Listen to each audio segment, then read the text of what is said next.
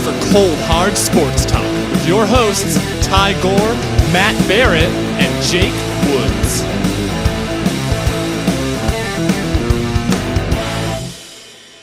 All right, boys, our next guest has made his way around the country when it comes to junior hockey.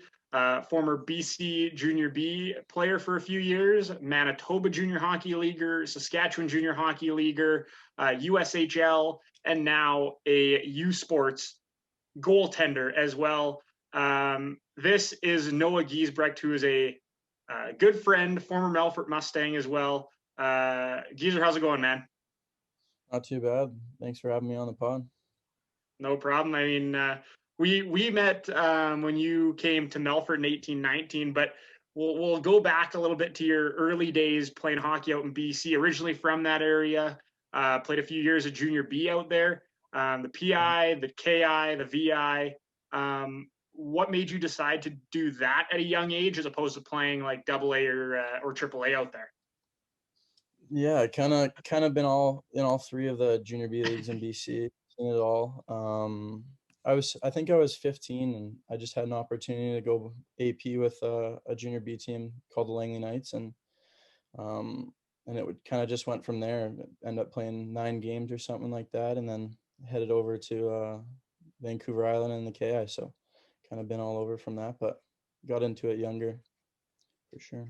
Yeah. So what are those leagues like? Maybe for some of our listeners who don't really know what those junior B leagues are like out there, what are they kind of comparable to? How is it taken out there? Are there a lot of fans that come out? What's kind of the deal out there? I think it's still a good league, especially when I was in it. It was a lot of guys that came down from the BCHL and just wanted to play for their hometown at the end of the day. It's still a really good league, and the fans are crazy. Depends where you are, I guess, but especially in the KI, that's where I saw the most fans and great atmospheres and just small arenas all over. So it was pretty cool. So I mean, were there some nights where you get a packed house for a rivalry night in some of those towns, especially like in a small rink? Yeah, for sure. I remember when I played for Crescent, we had a rival, Kimberly. We'd get a pretty full barn there, but yeah, definitely the KIs where the most fans came to watch.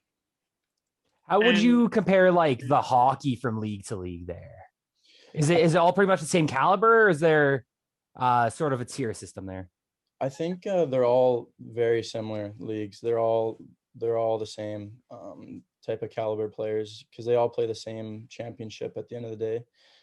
But I'd say the KI, for me, I saw it was a little bit higher tempo, higher pace and stuff like that. Did you notice maybe like maybe not a quicker development, but a different development in like your game when you were playing there, because you went there at such a young age and you're playing men like 20 years old at this level?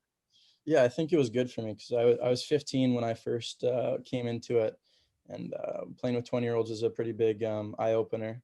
Kind of being around and getting the junior lifestyle and seeing what it was all about. So I think it really helped me in that aspect and going on forward from there.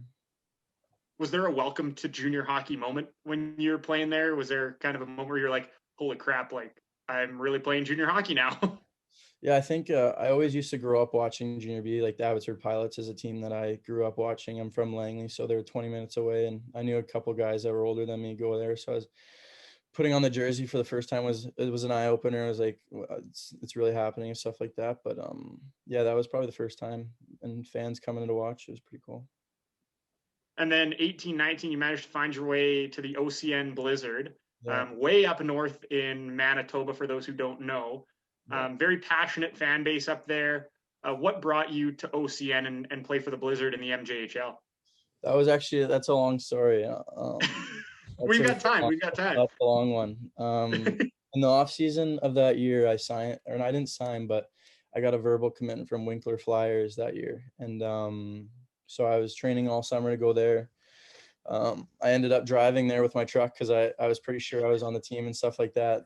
So I went there. I had a pretty good camp, I thought, and I was training all summer for it. And then I think it was 4 days before the season started, they're like, he's like, we're going to have to let you go. And so it was a pretty big eye opener. I was like, hey, like I don't know what to do. Like I'm in the middle of Manitoba. I've never even been out here before. I don't even know where I really am. And they didn't even give me a team to go to, so I had to do it all myself. I texted probably every team in the MJHL, AJ, all over. So, and then the only one to get back to me was OCN. So I set up an appointment over there, and then I actually drove there the day after, and I drove there to meet the coach, and I went through the town, and I called my dad. I was like, Dad, I don't think I can do this. And I drove all the way home.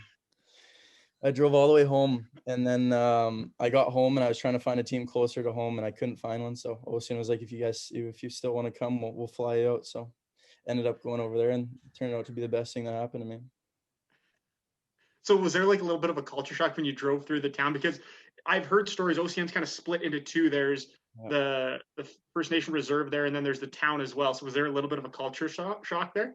Yeah, especially for me. I'm from a pretty big city in Vancouver, so it was, even being in Winkler, it was a pretty big culture shock for me. And then to drive up there by myself, I think it was like an 8-hour drive.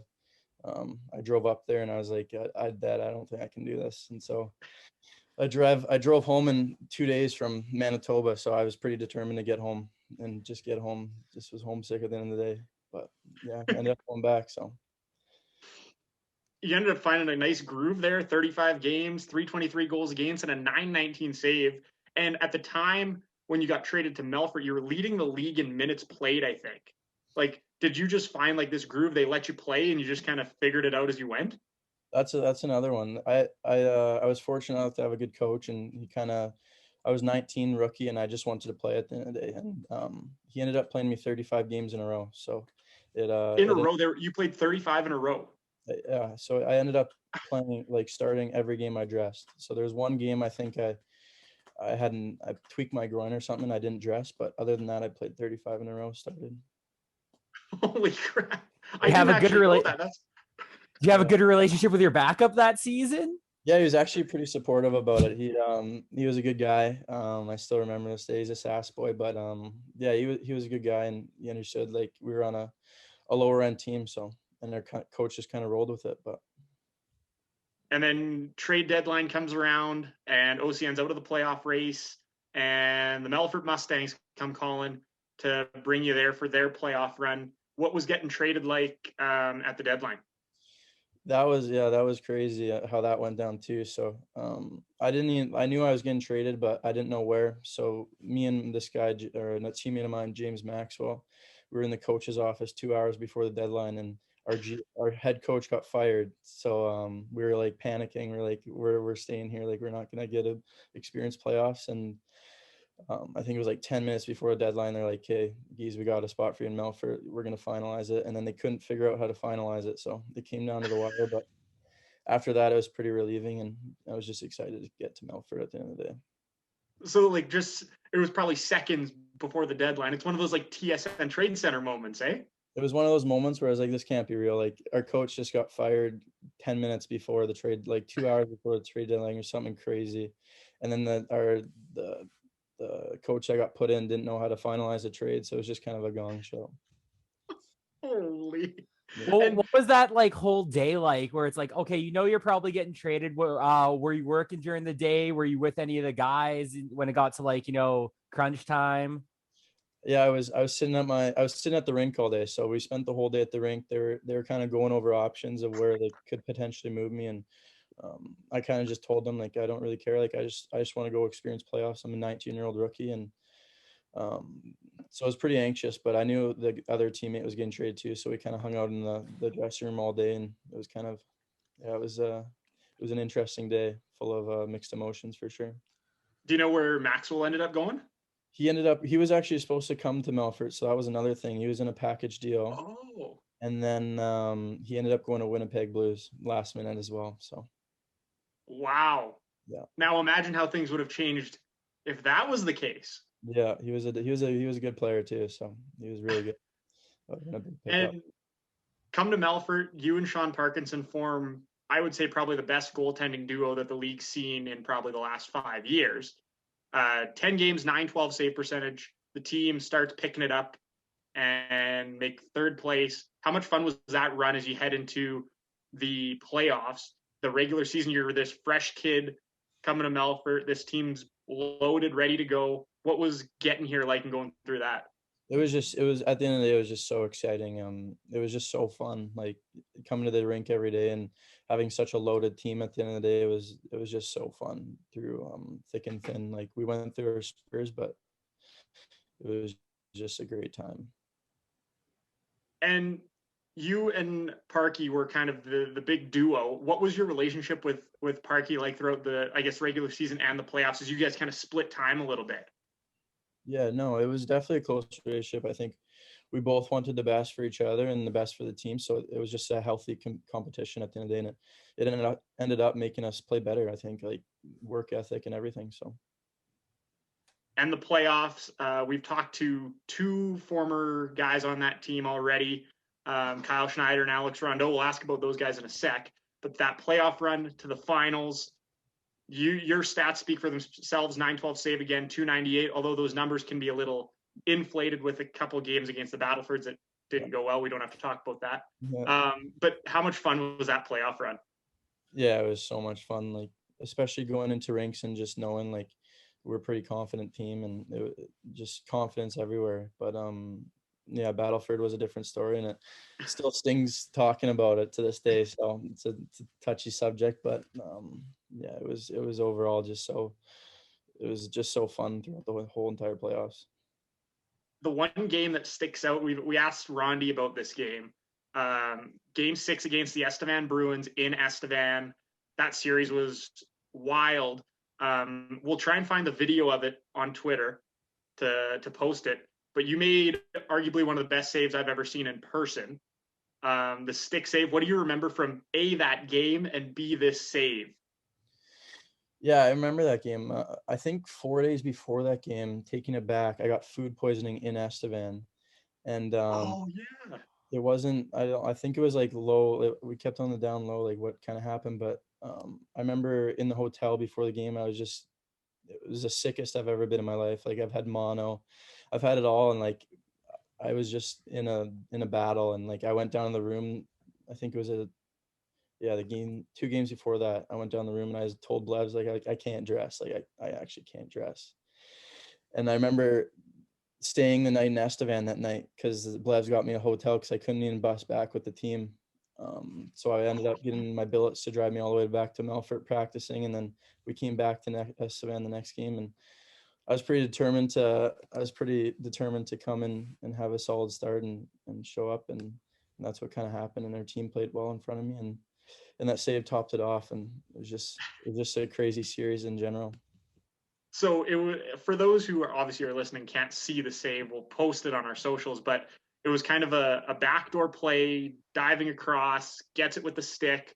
Walk us through what is going through your head as this play is developing, or as much as you remember about it.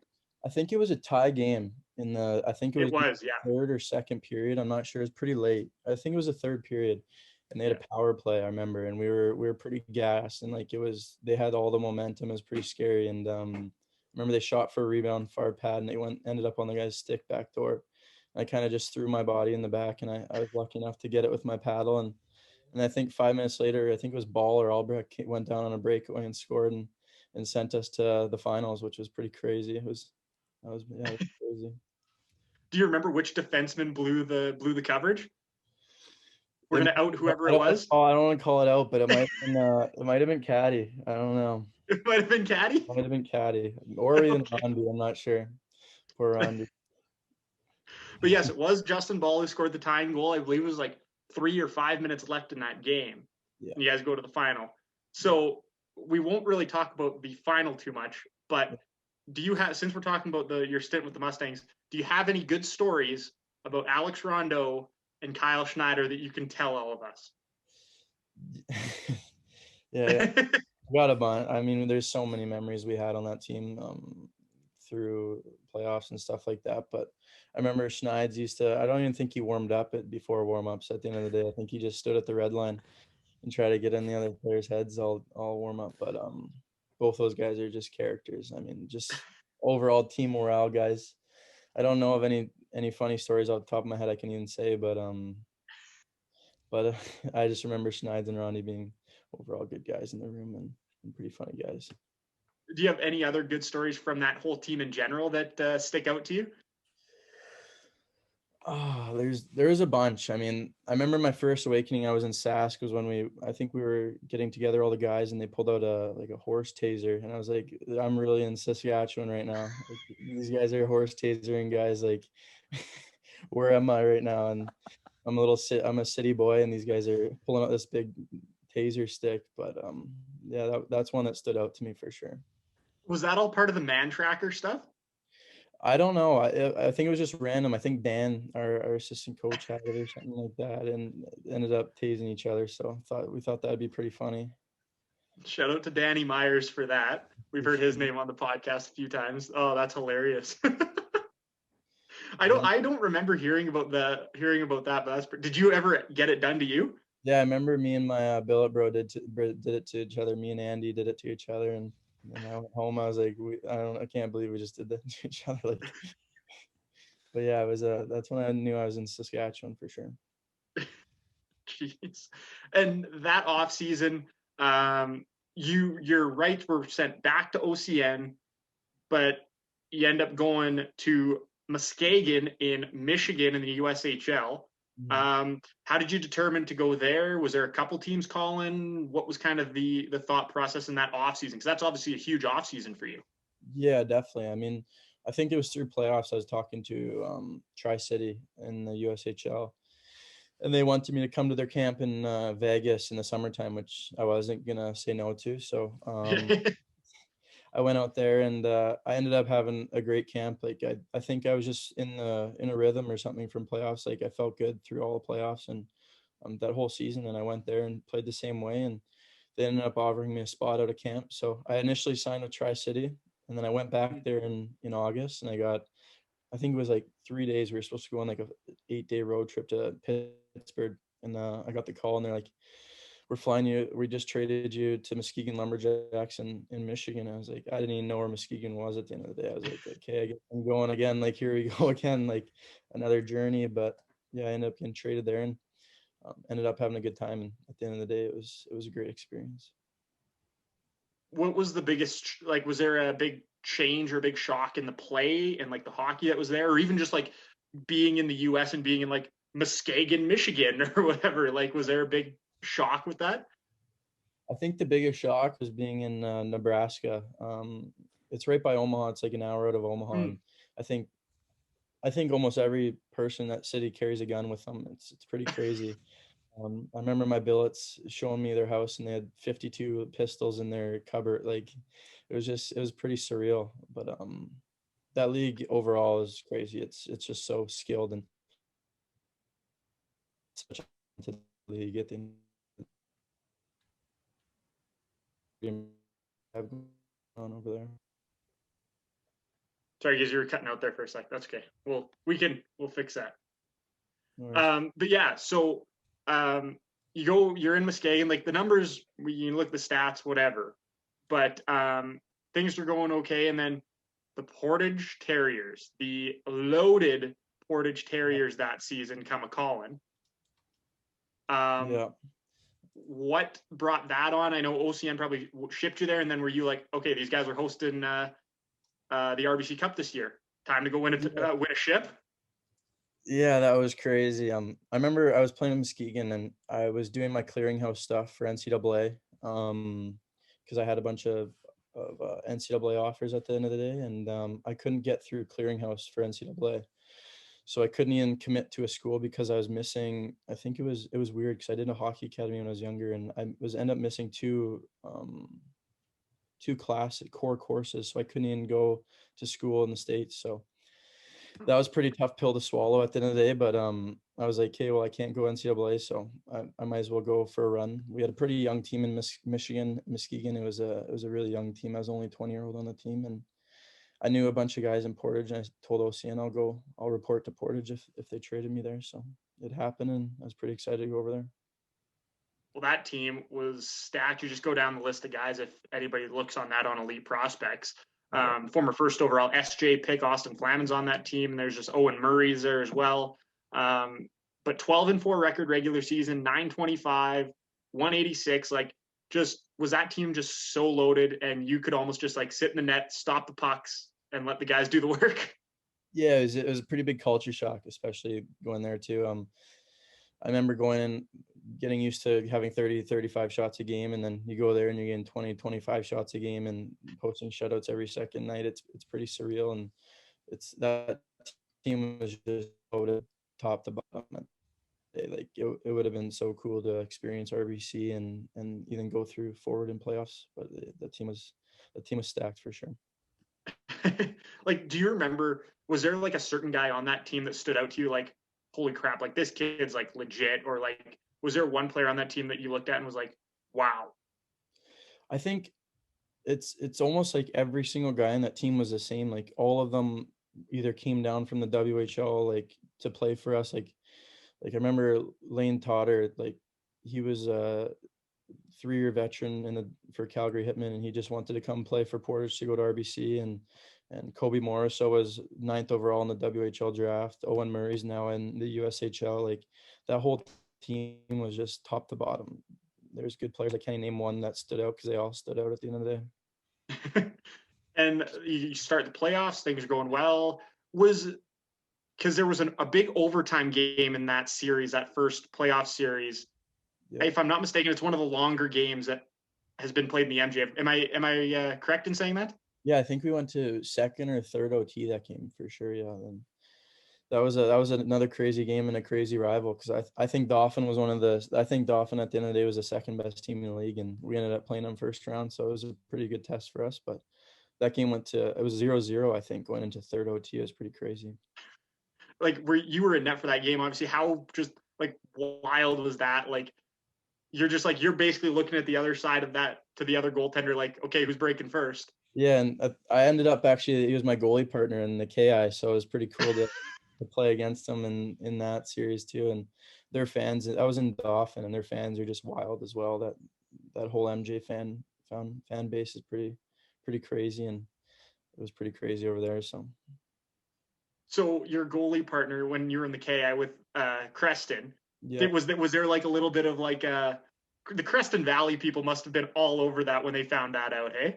Yeah, I'm not too sure. I didn't even know he played on that team until I played against someone. I'm like, I played with this guy. I'm 90% sure, because I only had a small stint in Creston, but I ended up I knew him pretty well, and it was a good rivalry. It's pretty cool. Do you guys still talk about that game? Yeah, I still talk about him to that day, and we always have battles who would have won that series, but. And after that season, managed to commit University of Windsor. What went into going to Windsor? You said you couldn't go NCAA, so why was Windsor the place that was right?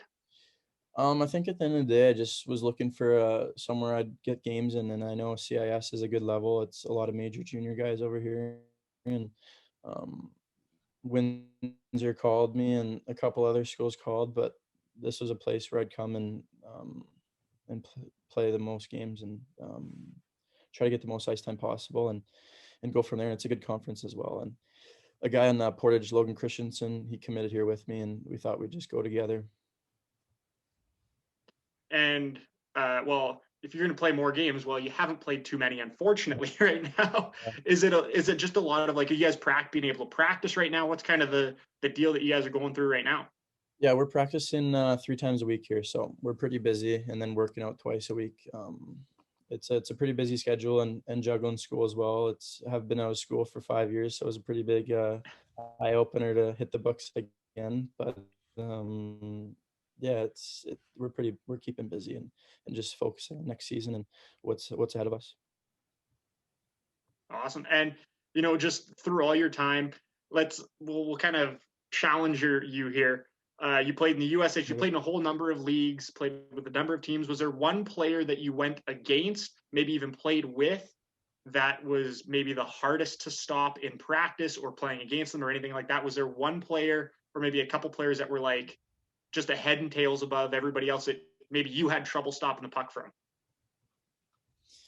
Yeah, I remember there's 2 that stick out to me. Both of them are in the States. One was Daniil Gushin. He was a Russian kid that played on Muskegon Lumberjacks with me. I think he got drafted second round to San Jose.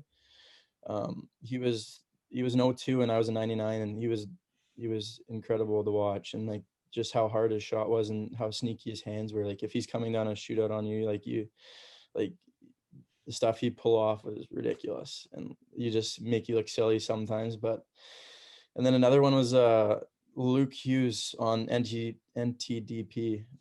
He was pretty impressive as well. It's pretty special to see what he's going to become in the future. Well, he's supposed to be likely a top 10 pick this year, if I'm not mistaken, right? Yeah, I think so. And that was a pretty scary team to play against as well, the NTDP. But I wanted to ask about that. Just playing in that league against the development team for the US. Do you have any memory specifically against playing against that team, or like your thoughts before you'd actually went toe to toe against them? yeah, I mean, it was, you knew they're all like 0-2s. They're all 3 years, 4 years younger than us, and like they're in the USHL, and they're still one of the best teams in the league. It's pretty crazy. It's the best players all in the States. So, and they're all built like trucks. Like they don't look like 04s or 03s or 02s. They all look like they're 99s, and they're all just built like fridges at the end of the day. And yeah, they're just a great team. It's pretty cool to watch. And yeah, I mean, guys, any other questions we got for Noah here? I got one. So you're a goalie, and let's be honest, we all know a lot of goalies, they got at least one or two screws loose. So I guess where I'm going with that is, do you have any superstitions you do before games where like either you might realize, hey, this might be a little weird, or one of your teammates has been like, what the fuck are you doing? I don't I have a bunch pregame, but not too much in the game. I kind of just let it flow, but I always drink a Monster before games, so I always sip on it throughout the game, and kind of just keeps me buzzing. And I think that one year, my 19-year-old year, I ended up playing like 59 games or something, so I drank 59 Monsters throughout the year. So I can't see that being too healthy, but it was something I can't let go of, and I have to do it now. So you would like drink it in the intermissions, like a little bit before the game, intermissions, and so on? yeah, I'd pace it through to last me the whole game. So I'd sip on it through the intermissions and warm up, and it just kept me on my toes. So yeah. That probably can't be good for your heart. No, I thought the same thing at the end of the day. I was thinking this can't be good. I'm playing too much right now. And I did the math. I remember a couple of years ago, the world went insane when Zdeno Chara got caught on camera taking a sip of a Coke while on the bench. And everyone lost their minds at that. Now having a Monster energy drink while you're between shifts. Yeah, it was something I did, but I'm sure all the boys know it too. So they all gave me the gears for it too, because they all knew I brought a Monster to the rink. Or whoever was driving me to the rink, I'd have to get them to stop at the gas station before. Oh, always the same flavor, or did you mix it up? No, I get the same flavor every time. How did that start? I don't even know. I think it started in OCN. I just needed a good game, and I just went for it. So just stuck with it, and probably didn't need it, but it was just in my head, and it just became a ritual and something I did. Weird. Was there any other goalies that you played with that had some strange ones that stick out to you? There is some strange superstitions. I can't remember them all, but I don't have any on the top of my head. I played with some normal goalies, so I was pretty thankful and lucky to have some goalie partners throughout my career. But no superstitions that I saw, at least. On game days, I was pretty dialed in as well, so I didn't really pay attention to what other guys were doing. Awesome. Now, another thing we like to ask is, up until, sort of this point in your career, looking back at it, what's been the highlight so far? I think the highlight of it was just going back to OCN. Like, that was the best thing that ever happened in my career, and I'm so thankful it did at the end of the day, and they gave me the opportunity and put me to at the end of the day where I am now. So that was a highlight of my career. And then another pretty big eye opener was playing, I think it was Sioux City. They played an AHL rink, and they sold it out the night we were there, and it was just pretty crazy to see. I think it was like 15,000 people in the rink, and it was pink rink night, so the ice was pink. It's hard to see the puck, but it was pretty cool. That must have been just strange, hey? Like seeing pink ice. Yeah, I was pretty nervous because we went for a pregame skate, and it was getting all over my skates and stuff. Like the ice was like, my laces at the end of the pregame skate were pink and my pads were pink, and I was like, what's going on right now? And like I can barely see the puck. Like I got to get used to this. So I stayed out an extra 20 minutes just to get guys to shoot them on me like stationary. I just searched this up. This looks insane. This Yeah. unreal. It's not just like a faded pink. It's pink. It's like a hot pink. We'll post this on our social media. Truly insane. Like I've heard, like you said, like, oh, it was pink rink nights. I'm like, oh yeah, they're probably wearing the pink jerseys. Maybe had some pink stick tape going, rocking the pink laces. But they dyed the ice pink. Unreal. Now I can understand how hard it would be to see that puck. Yeah, not only that, they sold out the rink that night, and it was crazy. Like it was just, I think the fans distracted me from the ice at the end of the day. I just had to be on my toes the whole night and make sure I stopped the puck. Were some of the fans like pretty rowdy, or like behind the net? Were they banging at the glass or whatever? Or? I think they get the best fans in the USHL at the end of the day. I think they always have good fans, and they're always selling that place out. And it's a huge rink. The place is massive, and somehow managed. It's a small city too. It's crazy. Wow, boys, anything else for Noah here? I did have one more. Yeah, just like a minor thing. So you started your junior B career at like 15. You're listed on Elite Prospects here at 6'4". At what, were you already 6'4" at 15, or at some point in your junior career did you get that last little bit of sprouting in? That's a good question. I mean, when I was smaller, when I was younger, I was always a smaller kid. And that's what kind of put me behind, and I missed the WHL draft, and I never really had the opportunity. Nobody really gave me a shot. I remember playing AAA and then having nowhere to play after that.